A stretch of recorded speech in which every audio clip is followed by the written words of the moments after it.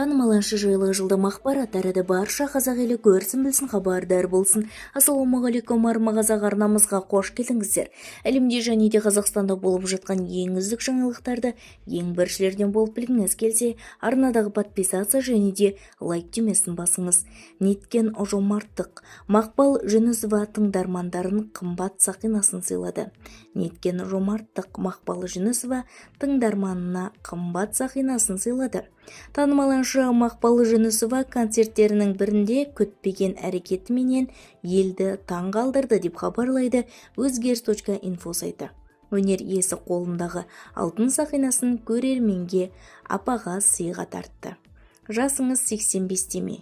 Осы концерттен киіп жүгіріп кеттіңіз. Мына қолыңыздағы сақинамды шешіп береймін дейді әнші. Әншінің бұл жомарттығына тәнті болған жұрт ризашылығын білдірді.